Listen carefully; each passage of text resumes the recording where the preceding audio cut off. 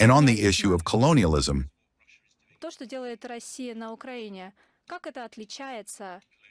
how is what Russia is doing in Ukraine different to the colonialism you have railed here? Russia has annexed Crimea and is now trying to take 4 eastern territories by force. How is that different to colonialism? Regarding colonialism, well, we have many proverbs that are applicable to the question asked by you.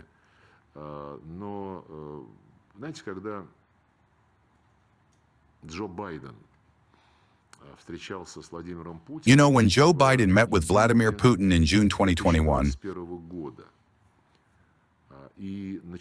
the meeting began in a narrow format where only Blinken and your humble servant were present. And Biden, without any notes, without a text, delivered an introductory speech and said literally the following: that the United States and Russia are 2 great powers. We are not better than you, we are not worse than you, we are just simply different. The United States was created as a result of the migration of semi-criminal elements from England. They settled in their territory, solving the Indian problem.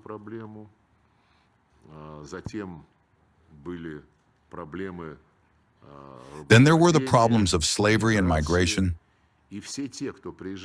All those who came to the United States, starting with the English settlers, all of them were sent into a melting pot and were remelted there, regardless of their ethnic or other origin, into Americans, and emerged from this melting pot with the inscription "Human Rights" on their foreheads.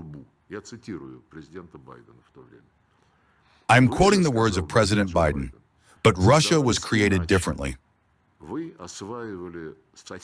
We developed the spaces neighboring the original Muscovy, not by means of suppressing and grinding down peoples, but by means of uniting with them, preserving their languages, traditions, religion, culture, and so on.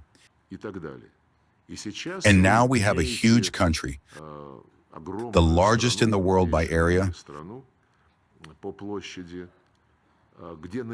where the population is probably the most multinational on earth, and where this multinationality is preserved and supported by the state. Therefore, Biden said, "It is not easy for us to maintain the country, which moreover possesses nuclear weapons, in a state of unity," and he respects President Putin for succeeding in this.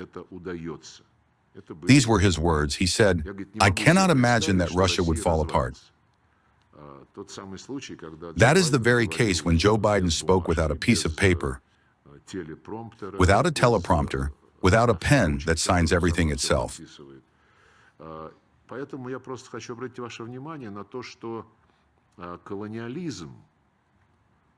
So I simply want to draw your attention to the fact that colonialism in international law has now taken root in relation to those states that had colonies and whose colonies did not want to live with their mother country. It is no accident that when the process of decolonization took place in 1960, which, as I have already said, is unfinished,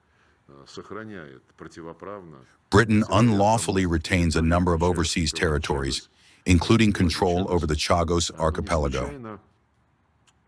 It is no accident that in 1970, the General Assembly adopted a declaration by consensus. Britain voted for, the USA voted for, and everyone else, including the Europeans, voted for the Declaration on Principles of International Law concerning friendly relations and cooperation among states. There, in the context of comparing the principles of the UN Charter, primarily the principle of territorial integrity and the principle of national self-determination, the following a verdict was made. All states are obliged to recognize the sovereignty and territorial integrity of those states whose governments respect the right to self-determination and represent the entire population living in the corresponding territory.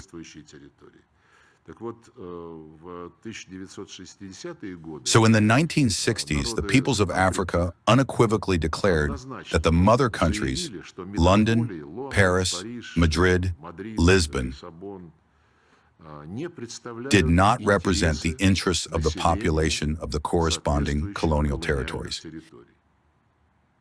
And the process of decolonization took place. In 2014 and subsequent years, after the coup d'etat in Ukraine, the people of Crimea, and after them the peoples of Novorossiya and Donbass, through referendums and an open expression of will, made the decision that the Kiev authorities, who seized this power through a coup d'etat, do not represent the population of the corresponding territories. Therefore, with all due respect, it is not a matter of colonialism, not of annexation, but of the full implementation of those principles which the UN General Assembly approved by consensus with the full agreement of all our Western colleagues, including Britain.